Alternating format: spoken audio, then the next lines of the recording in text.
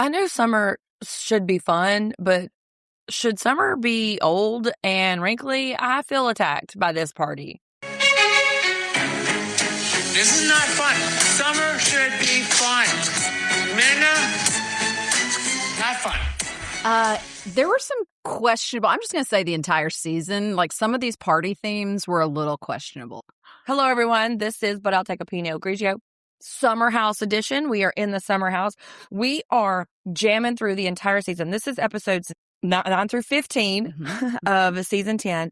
And I'm going to really sprint through the first 3 because I want to spend a lot of time on 13, 14, and 15 because that is where the meat of it is. And the Bravo editors, I say this all the time, the devil works hard, but the Bravo editors work harder. They are serving us up business. Oh, they are this is like Christmas in July, literally, for them. By the time you're hearing this, our Top Chef has already aired. And remember, we're not doing any more Last Chance Kitchen. And I do need to warn our people, we're going to do some scrambling around because whereas Ladies of London used to air on Thursday nights, which Emily and I covered that, so go back and listen to that if you haven't.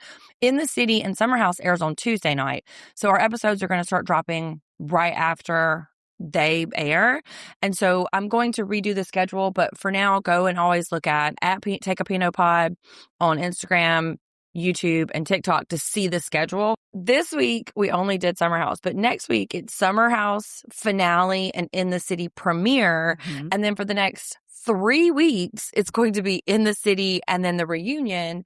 And 3-part reunion. I mean, 3 parts to this. Cindy, this is amazing. Emily, can we just fast forward? I want it all right now. This reunion, if I had to participate, would be my hell. This would be my Vietnam. Can you imagine just being confronted by all the people that used to love you and used to be your friends by all the terrible things that you did to them, and you just have to sit there and eat it? But the editors are really setting us up to freaking sympathize with Kyle. They are not pulling any punches with Amanda, and they are giving Kyle the soft baby edit. Yeah, they really are. And in fact, I had to even kind of check myself a couple of times because I was feeling so sorry for him. And then I was like, hold on, he's still kind of terrible in a lot of ways. Not kind of, but we did not introduce ourselves. Jeff hates it when I do this. There's way too much to talk about. Y'all know who we are. It's Sunday and Emily. Yes. Come on, just get on board. So I'm Sunday. This is Emily, pop culture professor. Former New York resident, former summer share house person. So that's what my Emily commentary here is the bougiest of us all. You should see this cheese plate she just made us. Okay, so like I said, I'm going to go really quick. So episode 9 is kick us off. The Wrinkles in Rosé is what it's called. It took place in real time in August 1st, but it aired on March 31st. That's important because March 31st is the day in which Amanda and Wes released their joint statement. I have a little bit of a timeline for us here.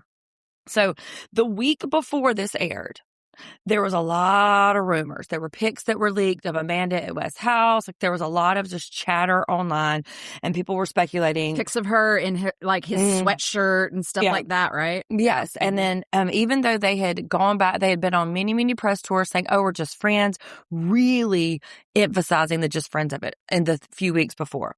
So Wes even commented on Watch What Happens. He's like, listen, man, she's single now. I got to show her the streets. That did not age well. No. So 3/26, there are rumors about a friend breakup between Amanda and Sierra. Somebody had unfollowed somebody. Things started to heat up. There are so many internet sleuths. I hope that's their full-time job and they get paid for this shit because they are in it. I know. And then the day that this episode aired, which I imagine they probably get screeners, they know what was going to be revealed. And so they came out with it. So the big headline for this one is Kyle's sad. We pick up and they're doing something different this season. They have never done it before where they are spreading out weekends over multiple episodes. Usually it's a weekend, week 1, week 2, but I guess it's so juicy they're having to do it. So we pick right back up at the party that we left off with last time. So y'all go back and listen to that if you need 1 through 8. But Kyle and Carl clear the air about softball. So this is where we learn the nitty gritty of the lover boy stuff. And we got into it a little bit. Remember we talked about there was a loan that he had to guarantee. Right. There's all the stuff he had to pay back. But we see he put like $500,000 of his own money into the company to make payroll. They are about to go bankrupt. He said it's got 3 months to live. Now, like I said, disclaimer, I'm apologizing for mediocre white men, but this is bearing down on him in a way that it's filtering into a lot of other things. Mm-hmm. He says, I don't think Amanda even knows. And then Carl's like, well, at least you have Amanda. He's like, well, I don't even know if I have her. He is picking up on something that we can see blatantly. Yeah. And he doesn't really come around to it until the very last episode. But we know your wife hates you. And I'm sorry that you were going. He knows too. He just hasn't quite admitted it to himself yet. Like, he knows something is going on. He does. Something's wrong. But Jesse's trying to wingman Lindsay, and Lindsay has some criteria, okay? 45 and older, rich, and willing to pay for shit. Listen, what is he? I mean, I can't disagree with her. Me either. No notes. Yeah, that's right. Get your bag, girl. Yeah, Get that bag. I think once In the City premieres and some of our veterans of Summer House move over to In the City, I think Dara, KJ, Bailey, maybe Levi who, they're going to be the main cast members on Summer House next season. But so Carl was on Watch What Happens Live last night with Andy and Ariana from Vanderpump Rules. And yeah, Andy said, okay, so Sierra's doing Dancing with the Stars, and then she's also going to be hosting something. Bailey does It Girl. Have you ever seen any It Girl content? Yes, I did not rease actually that was Me her too. Until they kind of plugged it on this show, and it was like a face palm kind of moment. I'm like, oh yeah, I've seen that. I didn't realize that was her. But the thing is, they are trying to make Carl and Bailey happen. And she talks very sweet about him. He talks very sweet about her. And she's like, oh, Carl is so sweet and 6'5". And here's my question to you and to you listeners. Is Carl super hot and handsome, or is he 6'5"? I feel like he's just 6'5", but also I do think that he's gotten more attractive in some ways because I have really enjoyed watching him this season actually start to like develop a soul, and like really like we really see it this he season. Is doing the work on himself, and I love to see a middle-aged man actually like doing some self-reflection and like working on himself. Like that's super hot. Emily, do you remember that old boyfriend that I have that was very tall, who was 6'6", and he was a trash human on the inside, but he was so tall and he looked like Johnny Bravo, and everywhere he touched was hard, and he hurt my feelings in many, many ways, but he was 6'6", everybody.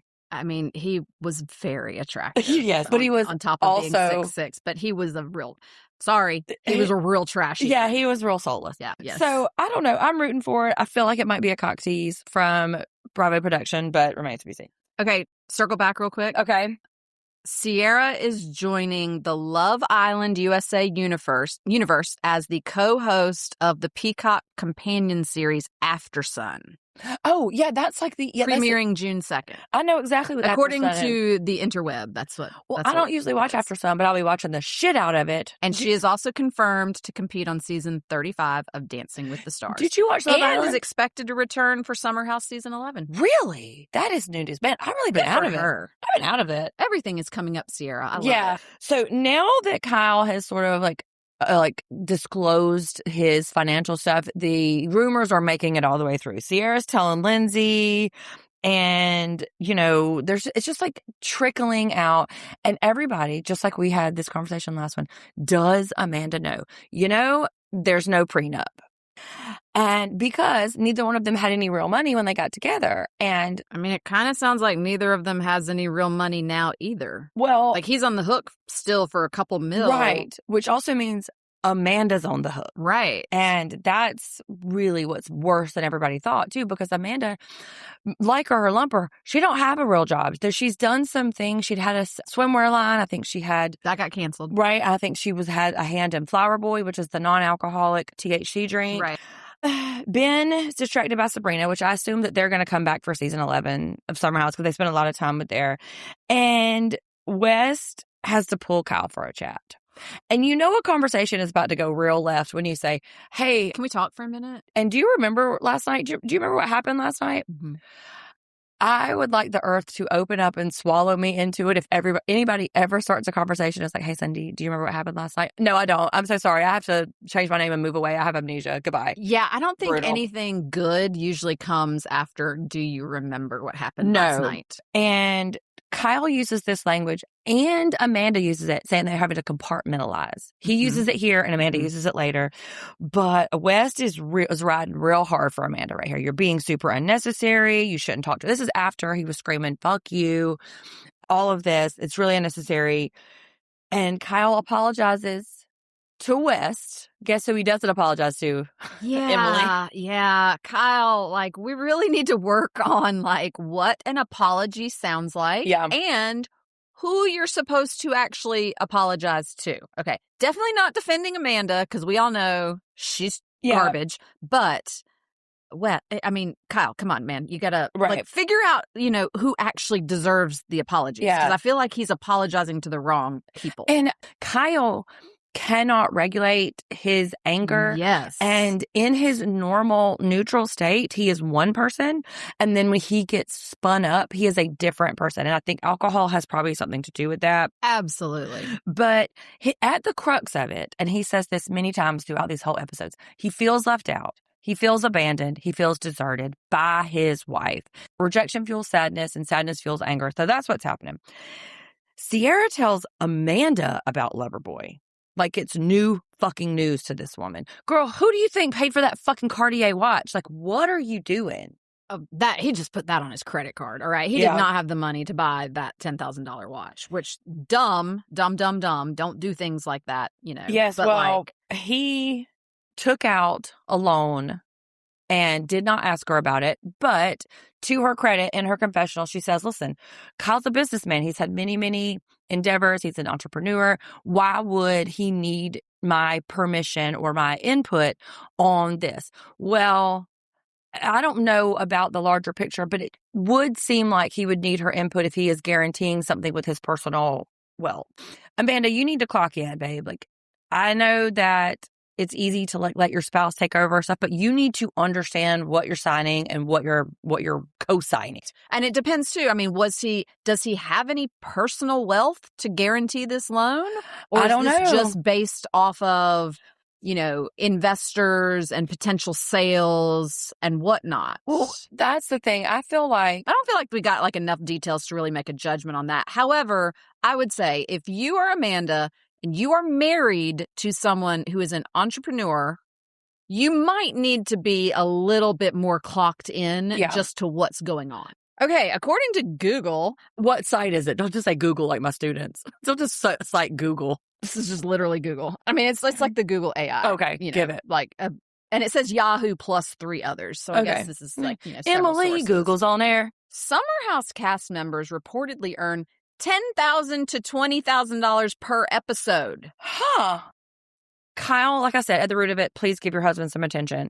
And Sierra, Lindsay, and Mia, this is the first time we see they're talking about separation. Do you think them separating would be a good idea? This is where it's kind of brought up. The seed is sown right here, not to either Kyle or Amanda. Every fucking time Sierra acts like the best girlfriend ever to Amanda, I want to throttle this bitch. Like, This is new format where they bounce back and forth between the city and Summer House. This is brand new format. We do not spend this much time in the city in past episodes. But that's got to be because we're teasing in the city. I think so too. So they're trying to get us whet our appetite for some NYC stuff. We're working up to in Lindsay's housewarming party. And big news, Sierra has bought a house in North Carolina. And she's just feeling really proud of that because she wants to further her generational wealth. Okay. Amanda makes a mean joke after Sierra talks about owning a house. She's like, well, I don't even own a house in New Jersey. This is where I have fucking beef with her because she will throw a tiny little like firecracker or a little bit tiny little miniature bomb and then back off and be like, oh, I didn't even say anything. I'm just sitting there and Kyle's just attacking me. Don't needle him like this. Right. It's not nice. And it sucks that it does. Kyle is getting the brunt of it when Amanda is completely evading any kind of fire and Kyle's catching all the strays. What is it like at their house? They do all this shit on camera on the weekends, and he's screaming fuck you to his wife and crying in the corner to his friends. What's it like when they go home? Well, I mean, I'm feeling like they just are in their separate spaces. Like, I don't feel like they are interacting. Is Kyle gone so much that they don't really have it? He is like off doing his DJ stuff at night or traveling, even if it's just a night here, night there, whatever. Like, there's still travel time involved with that. So he's gone for a while. I think it's just Amanda hanging out with her dogs and, getting high. Yeah. Not cleaning the house, according to Kyle. Right. All right. So here we are, episode 10. I'm skipping some things because I'm trying to move through. Where we start out at Lindsay's housewarming, and Lindsay is just getting out here with her grown-up apartment. She has past apps, a piano player, a contracted chef. Like, she is just really feeling her grown-up in the city vibes. And good for you, girl. Good for her. Bailey is growing on me in a way that I just really enjoy her. What's her age? Oh, I don't know, but I'm feeling young. Not under 25. Tell me it's not under 25. What are you guessing? I was hoping it was close to like 29 or 30 is what I was hoping, especially if Carl's going to be a thing. I was wrong. She is 30 years old. I like it. That's still a significant age gap between her and Carl. But if Carl wants children, he's going to have to go younger. Then they're all sitting around. This is a very Carl is 41. Okay. So this is a very fun scene, except when they all get together and Amanda continues to poke Kyle. She makes this joke about, oh yeah, we're all going out, and Will, and Amanda's like, no, Kyle's will be the fifth wheel. Me and you, Sierra, is going to be on the date. Don't embarrass this man. Wait till you're at home to berate him. And you wonder why he is building up. Wait, why is this marriage not successful, Sunday? I don't understand. They're so kind to each other. Exactly. I mean, she obviously loves him and adores him. Friendship. And then this is where we see Sierra go to Belmont, and she talks a lot about like her grandfather. He owned this house, and she's really trying to build something, except her daddy doesn't know. And, she has to go through all these things like hoops, like LLC, a trust, a lawyer, and all of this. And did I just miss it? But like, why? I think that there's been a complicated, and she even says it's like she has a layered relationship and a complicated relationship with both her parents. Because not everybody's parents are great. Right. The way she talks about it is that they moved around a lot, and she spent a lot of time with her grandparents. And when her grandparents died is when she really like wanted to bear down on that house. And I think maybe, as lots of Southern men do, the idea that your daughter is doing this financial thing that maybe you're unable to do is going to feel attacking. Makes them feel a kind of way. Yeah. This is also where we see Carl's getting in his feelings, where Kyle did not text him on the anniversary of his brother's death. So his brother died. And I remember this happened in real time on Summer House. His brother died, and then Lindsay's birthday was the day after. Oof. So Kyle did not acknowledge the brother's anniversary death, but he did post about Lindsay. And so that hurt Carl's feelings. And Carl's telling everybody but Kyle. Right. So that's going to come home to roost in later episodes. It wasn't my theory. It was what somebody online, it may have been Josh Cerrone stand. Somebody was saying that Carl and Kyle's relationship started out where Kyle was always sort of like the supervisor, right? Like he was always the dominant personality. And Carl has even acknowledged that. Right. And so I think what's he's always happening felt is a little bit like of an inferior, like to Kyle, a little bit of like a complex about not being quite as... Right. And he reveals to Bailey later that he had a very, what I'll call abusive and very sort of toxically masculine father figures. And so I think what's happening is he's having all these feelings to Kyle, but he is too intimidated or he's too worried about Kyle's feelings to really say them out loud. So he's telling everybody. And that is what leads to that blow up later that we're going to get to. And this is that whole bit where... Apparently, when they were at Lindsay's housewarming party, Amanda made a joke to Ben's girlfriend. It was like, ha ha ha, everybody says that Ben's in love with me. She is such a fucking narcissist. This pick me, like... She literally thinks everyone wants to fuck her. The good thing about Kyle is that he's gonna let some shit go. Whether or not that is beneficial to him, or if he lets it all the way go or not, he is going to, in the moment, pretend like it's cool. And even this whole talk about Amanda skinny dipping with Ben and the group chat about Ben fucking him, Kyle never ever comes at anybody, even when the rumor resurfaces, but he's not confronting anybody. And so I think that he might be overestimating Amanda's loyalty. Yes. Yeah. That's a good way to say it. Yeah, absolutely. I agree. Yeah. Well, I think too, I mean, I know that there's all this stuff about Kyle, like supposedly, and we talked about this on the last episode, like supposedly like he stayed at like a fan's apartment until like 6 a.m. or some nonsense, whatever. And this was like mentioned on Watch What Happens Live last night with Carl. And Carl was like, I really do not think that he cheated on Amanda. He's like, I think Kyle, basically, I'm paraphrasing. Basically, he was like, I think Kyle's kind of a dumbass. I think he gets kind of caught up in the moment of like meeting and greeting people and just being out and partying and whatever. But he's like, I don't think that he was cheating on her.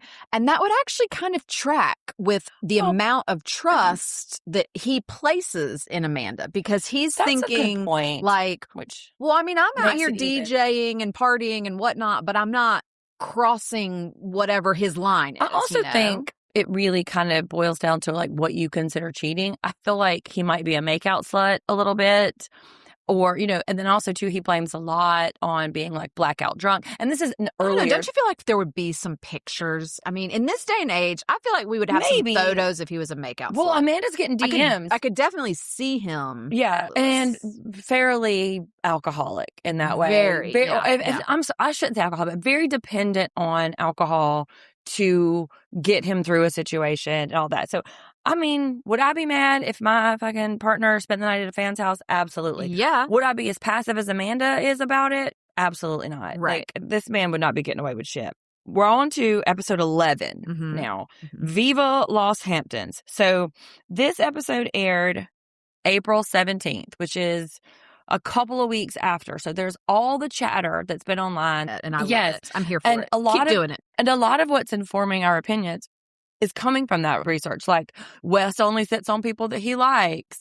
So a lot of what's informing our opinion is coming from that. But episode 11 picks up with Amanda in her confessional reacting to the Bailey Dara situation.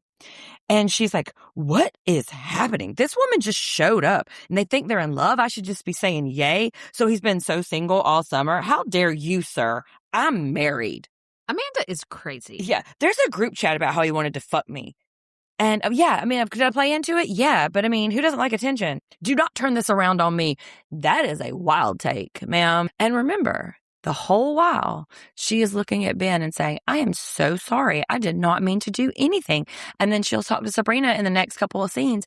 Oh, I really didn't mean it. That's what this woman is doing. Like, this is who she is. This is like, I think this is the episode too, isn't it? Where like Sabrina shows up to the house and Amanda's immediately like, can we chat? Yes. And she's like trying to be like, I feel like she acts like she's going to apologize to Sabrina, but she doesn't. Again, these people need... She said... You know what? We need Micah from Ladies of London to come over here and teach a class on how to make a proper apology. Emily. Okay? Because Amanda's literally like, oh, I mean, I feel bad for catching you off guard. Yes. That was her apology. I feel bad for catching you off guard. It wasn't my story to tell or some fucking bullshit like that. No, that's not what you need to apologize for. You need to apologize for being crazy and making this girl feel like her boyfriend has been acting like he wants to sleep with you. Yeah. And Amanda is just acting like, oh, you're overreacting. Like, why are you this way?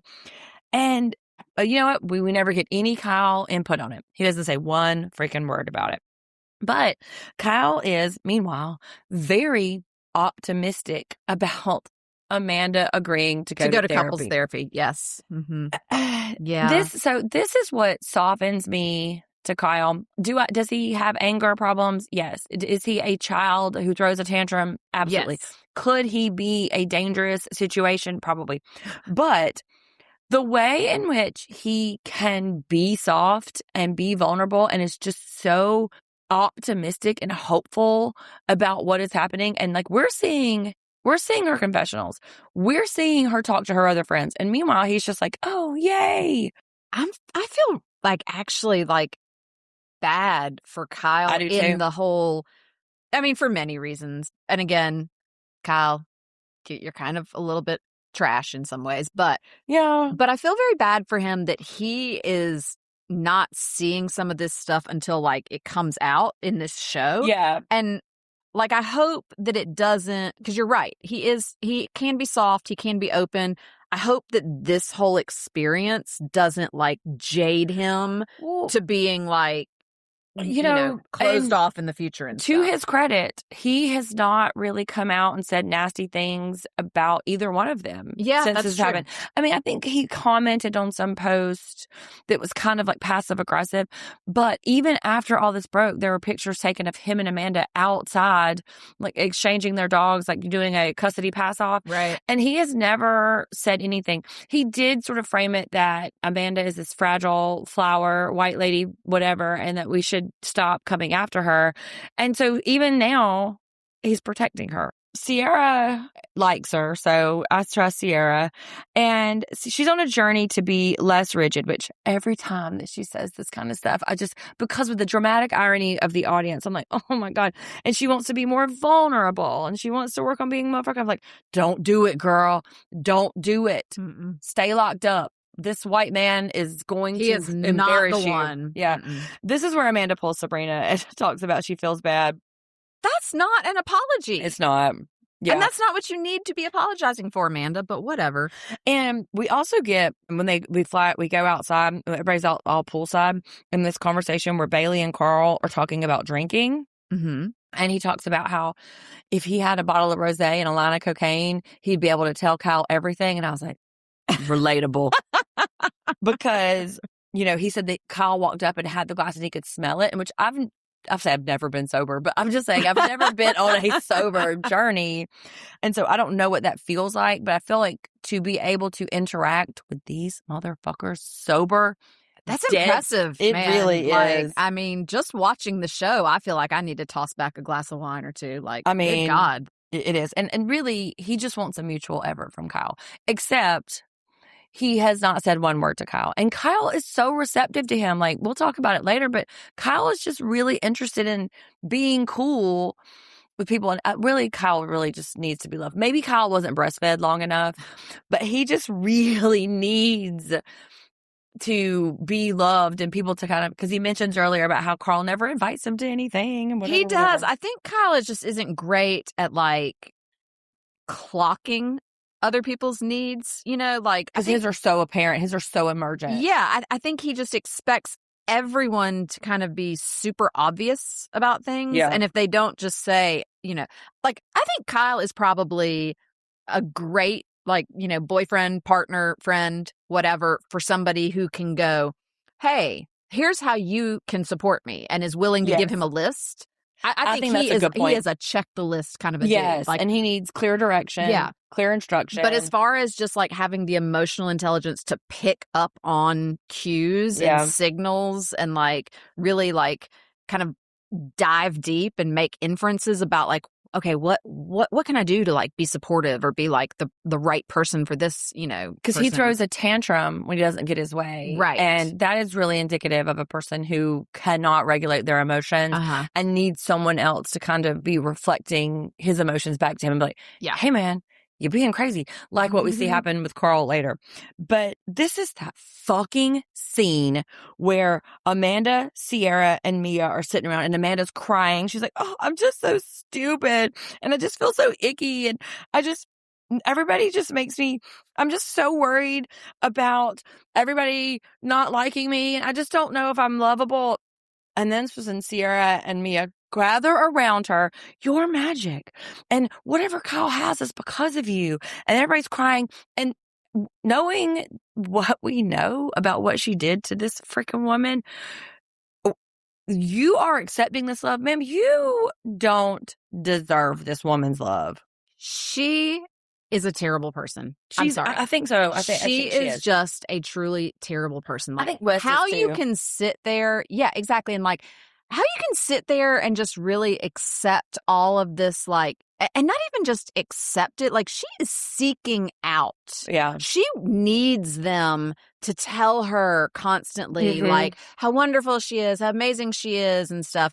And like the look of, I mean, this comes a little bit later, but I think you get some hints of it around like 12 and 13 where she starts to have this like look of glee on her face. I wrote glee too. You know? I absolutely do. I wrote Amanda loves a Kyle pal. She wants everybody to perceive Kyle as the aggressor and be on her side. And she even characters herself as a sad girl victim. We're going to get to it, but I see it ramping up. Yeah. And I see her just absorbing all of this support and adulation. And what's so strange is Kyle strikes me as the kind of husband who would do that for her, right? Like he seems like he wants to be affectionate and he wants that. But whatever has happened, whatever has gone down between the two of them, they cannot get on the same page.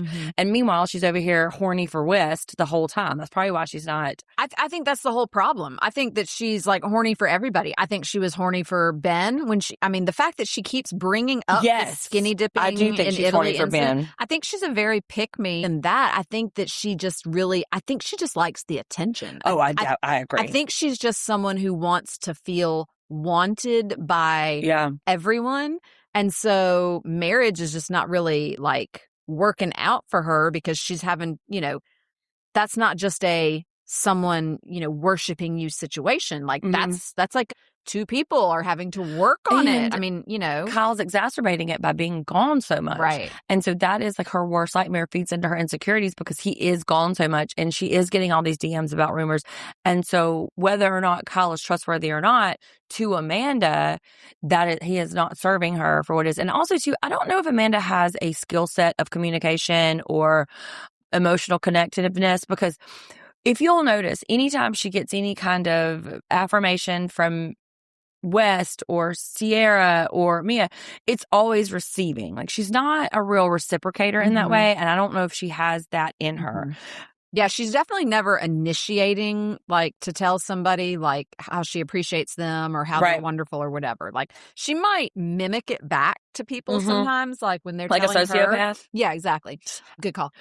But this is where all of the girls coming in that Wes is invited and sit on his lap in the same chair to her. Like they are like this girl's ass is bumping up on Sierra as she's like trying to make out with West. Like, and Ben's calling it that's a rookie move. He said classic West. But also, Sunday, what is it about? I don't know this short little hot dog skin man that these girls are falling all over themselves. He's not even tall, Cindy. No, he's not even circle tall. Back to he is always dressed like it's picture day in 1993 in his mid school.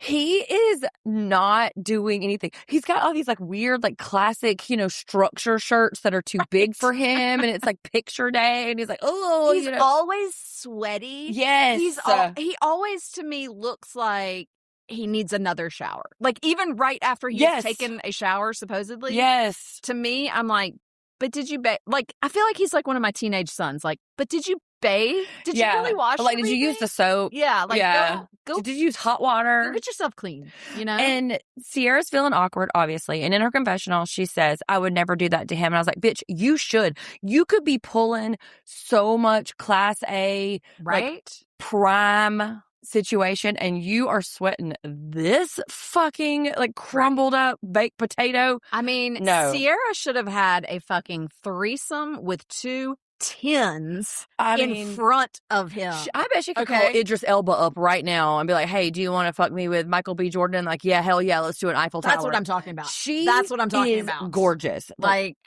come on. So here's when this pick me scene where West is sitting on a lawn chair, and he later claims that he's so drunk, but he is not so wasted that he doesn't know that she's around, because they get up and they move to a second location, and then they move over to the lounge. And Amanda clocks it, and she comes in for a cuddle. Of course. And this is where, because I have an awareness of what's happened, I start noticing their body language. There is a familiarity and an intimacy to how He's playing with her yes, hair. I'm talking about I like noticed that just too. like this. Mhm. And, you know, it just, I don't Isn't know. this is the scene too where like when she gets up, she goes, "Watch my butt as I walk away." Yes. And yes, she couches it in, oh, I'm trying to, like thwart this thing for Sierra, but no, girl, you're a pick-me. And the fact that nobody else in the house is clocking how affectionate and how physical they are. Like later on in an episode, I made a note about their physical touch. Yeah. How is nobody, and I guess this speaks to your point about how Kyle just trusts them and so is not really saying much about it, but there is a lot of very close touch and lingering hugs and kisses on the cheek that are close to the mouth. I mean, I don't know. It doesn't feel like a platonic situation. There really is such a fine line to me because like they're definitely, like we have, couple friends that like, yeah, after a few drinks, like, we hug, or somebody might give me a kiss on the cheek or I might give someone a kiss on the cheek as a goodbye kind of thing. But like, it's like a quick hug, I love you kind of thing. I'm going to tell you right now. But it's not like this constant. If you and Carla hugged for a solid 45 seconds, I'm intervening. Right. Hey. What's that? And if y'all's cheeks are pressed together and she has her hands in your hair, hey, what are we doing here? I can't imagine even being comfortable with any of my friends' spouses or partners. Because Foy and I always sort of like kiss that. on the cheek whenever we see each other. And that feels, absolutely. Yeah. But like, am I pressing my full frontal on Foy so he can feel my bra outline? And like, no, I am not. And that is what's happening. Right. And it feels so obvious. But at this point, Kyle is the villain. Because nobody knows anything. Kyle is so... Well, Amanda has been setting it up this way, too. Yes, and he's not beating the allegations of being a big tantrum baby. Because there's this scene right here where Amanda is kind of like griping about the exact same thing that we're griping about and about, West with this girl. And Kyle sort of pipes up, well, I mean, that's not really fair. Amanda gets heated immediately. You want to start this? This is the hill you want to die on? Okay, you want to do this? Why isn't anybody clocking Amanda like that, like they do Kyle, which of course Amanda didn't say fuck you to Kyle. She's advocating for Sierra and she gets mad at him for advocating for West. And she just gets so overblown. She hates him. And you can see Kyle, because he's pretty drunk on his lover boy, but you can start to see him be like, what's happening here? What is my wife doing? And West wakes up with dick written on his forehead and is talking about how confused he is about the situation because Sierra only flirts with him every 48 hours. Everybody's like, dude, this so much more often than you even deserve it. That's so much quicker. That's so much. Yeah, like that's not.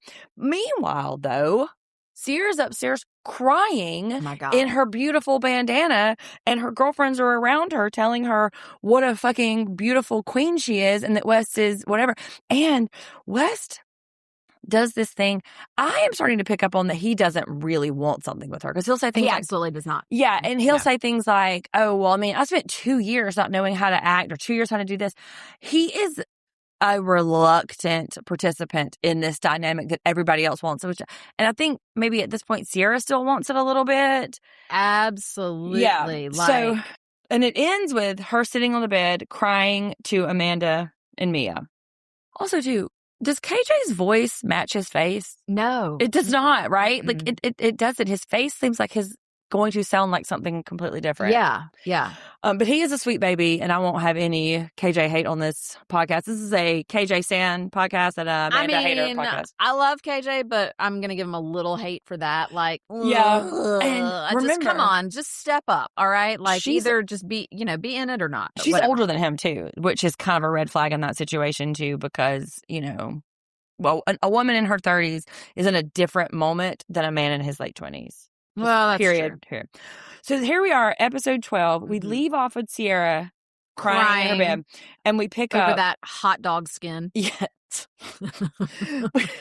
We pick up in episode 12, Boys of Summer, which in real time, it's August 22nd, but it aired in April 21st.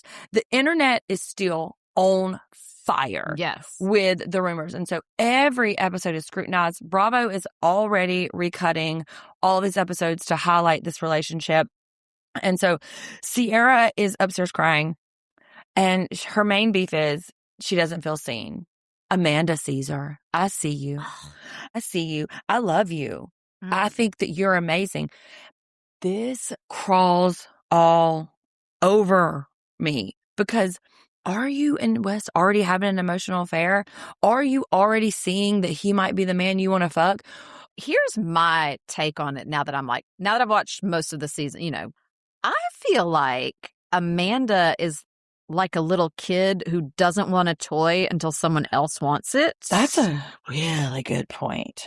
I feel like she may have had no interest in West because Sierra was like, fuck you, dude, for the past whatever.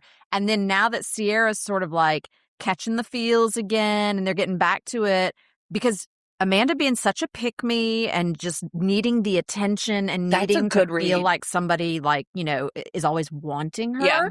I think that's the reason that she starts. So I don't know if anything had actually started with the two of them yet, but I think she was starting to lay some groundwork of I agree. I just want him to like me. Because she's done it a couple of whether she knew she was going to cheat on her husband with him or not. But whenever Ben says something nice about Sabrina or Dara or whenever Carl is giving attention, she always sort of leaps in and kind of is like, well, and makes some sort of disparaging comment about this or that or this or that.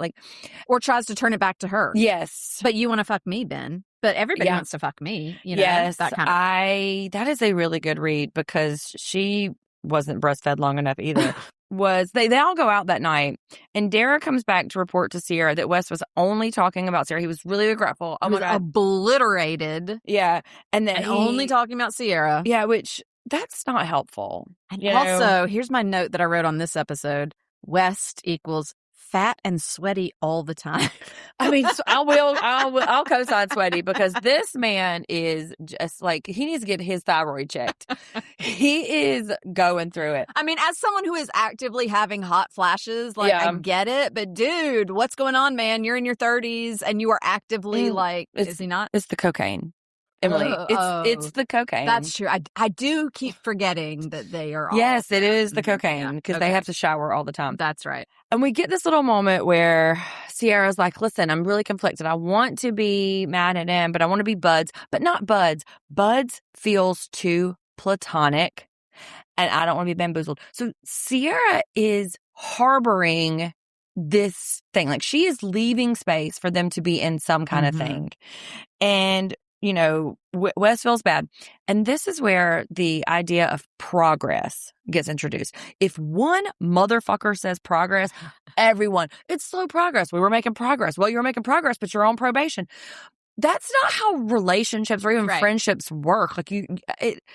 It's weird to see them kind of work through it all. And this idea of them flirting after midnight, that's important. Yeah. And also, West makes a comment, my main objective every day is don't upset Sierra.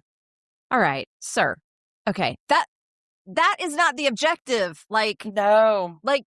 Maybe make the objective be a good, kind, decent person. I was going to say, be a good person, sir.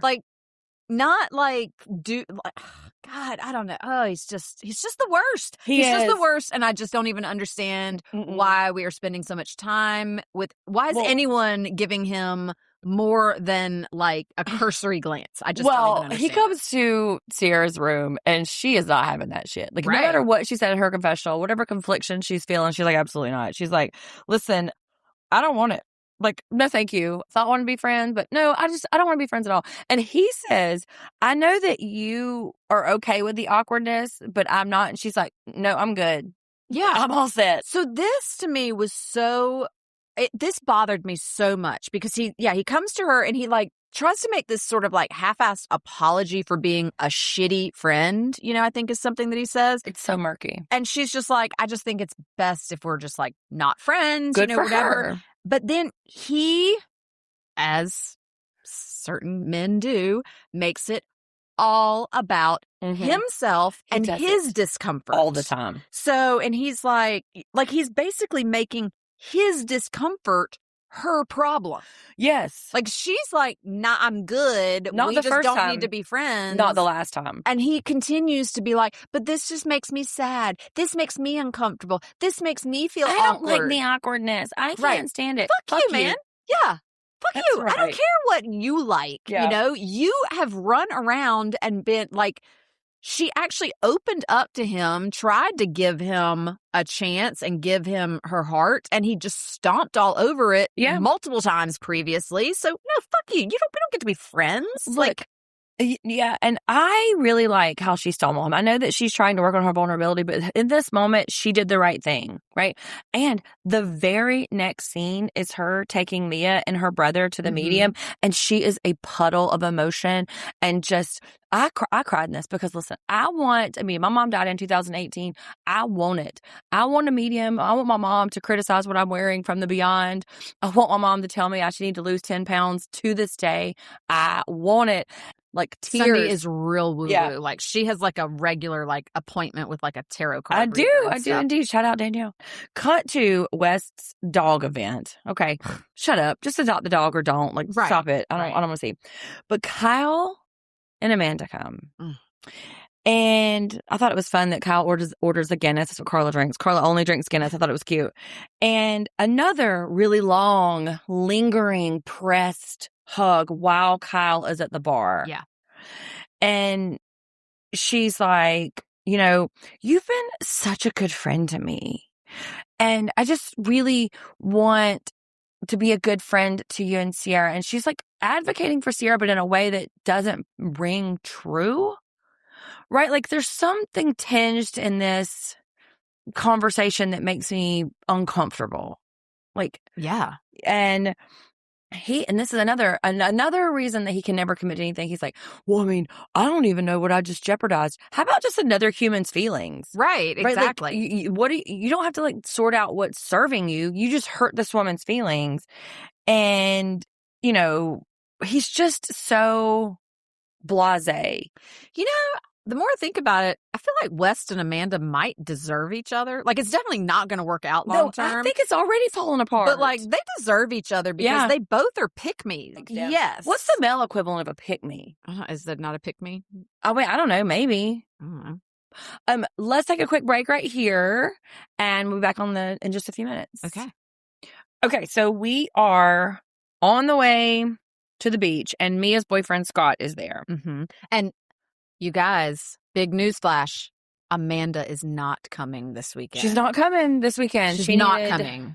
I have some theories about this. So this is the episode where Sierra and West go early to the boat and have this big conversation. Yeah. It's almost, right? We lead. That's like the next morning or whatever. Yeah, we lead into that. Amanda knew that was going to happen. This weekend. I think that's episode 12 into 13. Yeah, I think Amanda knew that was going to happen. You do? I do. I think whether she got a heads up from Sierra, who was saying, because they text her saying, hey. Or from West. I think, hey, I need this to happen. I need to sort it out. And she didn't want to be front row for it. She didn't want to be privy to it. Or, I don't know, she's fucking her doorman. I don't know. But it's very strange for you not to show up to work. Because remember, this is her job. This is her only job. And if she's getting paid $20,000 an episode, ma'am, show up to work. But Sunday, the joyful, bubbly Amanda just couldn't make it this week. Is the joyful, bubbly Amanda in the room with us? Can we see her? Have we ever seen that person? I don't. I mean, I had to pause the TV just so that I could laugh my ass off for 5 minutes straight. Like, that's so silly. Ma'am, who do you think you are? Because I have never, in any seasons that I've watched, I have never once thought of her as being joyful or bubbly. And I'll say this too. I haven't thought much about Amanda, period, until all this happened. She has been a very plain bagel. She's definitely like a side chair. Yeah. Like she hasn't had much to say. And it was always her in relation to Kyle and Kyle's shenanigans. And still, I couldn't tell you two things about Amanda besides pick me and bad friend. Well, according to Kyle, she's a pothead and doesn't clean the apartment. Ooh, or calm it down, Kyle. Or have a job. And she's from New Jersey. So there you go. We do know she's from New Jersey. Yeah. We do know that. Yeah. That is her personality, I feel like, is I'm from New Jersey. She feels right. Cab's here. Like from Jersey store. So Sierra calls Amanda. This is where I started to kind of get my little alert. She's on the phone with Sierra, they're FaceTiming. I wonder if she didn't text Wes and be like, hey, we're on the phone together. I don't know. This is conspiracy. I am tinfoil Hattie right now. But Wes walks in there at the exact same time she's on the phone with Sierra. That just feels like it's too conspiratorial. It's too incestual. It does feel less than spontaneous. I agree. Right. Yeah, I agree. And Wes even says, oh, no, you can stay on the phone, say hello to whoever it was. So you're going to do this, heartfelt apology in front of some XYZ nameless person? Right. I think. Right. He had to know. Something was happening. Whether they had slept together at this point or not, something was happening because from this episode on, there is so much physical touch. So I don't know. This is where Sierra was she relented. She's like, all right, let's just go to coffee in the morning. We'll go to coffee in the morning. Mia's boyfriend leaves for an undetermined amount of time. How about Kyle saying, I'm so happy. And I just realized it's because my wife isn't here. Yeah. Well, Kyle, maybe we should unpack that. Right. And I feel like everybody around him is unpacking it. They're like, hey, isn't it weird that Kyle is just so effervescent? Kyle is in a real great mood this weekend. We have not seen him this happy. He's feeling himself. This chill, this fun. Yeah. Ding, ding, ding. He did not get obliterated and yell at anybody. Right. Whatever. So next morning, here's the big talk. Ugh. What's your big takeaway from this? My big takeaway from the West Sierra talk? Yes, at the boat. That she should have held his head under the water until he couldn't come up. That's my big takeaway. He literally says something like, I just think that, what did he say? I think there's enough foundation of me being respectful that we should be able to get over the blip of last weekend. What the fuck are you talking about, Wes? Please tell me where you have been respectful to this woman. Exactly. Because all I have seen was this literal goddess giving you a chance in seasons past and you being a complete trash hot dog skin. Okay?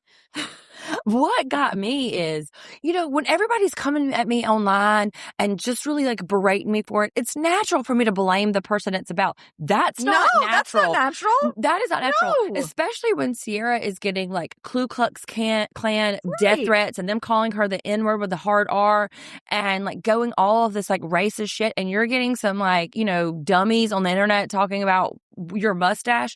It's not the same thing. And for you to say it's Sierra's fault, right. Or he didn't say it was her fault. He said it was natural for him to blame her. That ain't it, dude. One of my notes on this whole conversation was he literally never takes the blame. Never. It is always someone else's fault. It is always something has happened to him. He's never actually contributing to his own downfall in any way. Well, anything that happens, it's just he's just a bystander in it in his mind. I don't think that he really wants to cop to it and start from a clean set because he doesn't really want to be with her. I agree. I don't even know if he really wants to be friends with her, but because they are essentially co-workers and they have to exist in the same space. And I mean, let's face it, she's still in love with him. She is. And I don't want to pile on. And the heart wants what the heart wants. Right. I get it. But damn, girl, why? Why? And I don't want to pile onto her and be like, why are you letting this white man make a fool of you? But it had he's not even a handsome person. When he's getting all this feedback, it's his instinct to hate her. That's fucking patriarchy, to blame the woman for all of the shit. I can't. But she stays soft and forgiving this whole way. She misses him. She tears up. You're not a bad person. Yes, he is. Can we just be best friends again? Yeah. No. And no. It's almost like it's a switch. And she talks about it later about, I'm just so relieved to not have to hate this person I don't want to hate. Because she's still in love with him. Yes. Or she was. Yes. And so she doesn't have to pretend to hate him or pretend that her feelings don't exist. She still's in love with him and he is not. I don't even know if he really likes her that much as a person or as a friend. Here's a hot take. Thank you, Amanda, for starting up a fling with West, because I think this may be the only way that Sierra will has actually woken up to see what a terrible thing West is. Like that he would do something like that, because he's already treated her like trash repeatedly in other ways. But like maybe this was the like really hardcore like smack to the face that she needed to be like, oh yeah, no, you get zero chances ever again. It doesn't help that everybody is shipping them. I know. Mean, like, but the house, because this rolls into like episode 13. Episode 13. The house is like, I mean, I can't believe that they didn't throw like some sort of like huge. I mean, it felt like they wanted to like blast off like cannons of confetti and stuff. Like Sierra and West are friends again. Like, oh, happy day. We had so much to say that I had to break it up into 2. I'm going to release them at the same time, so it should already be in your feed. But come back for part 2 for episodes 13, 14, and 15 when Emily and I really get into it. So see you there. Find us at Take a Pinot Pod on Instagram, YouTube, and TikTok.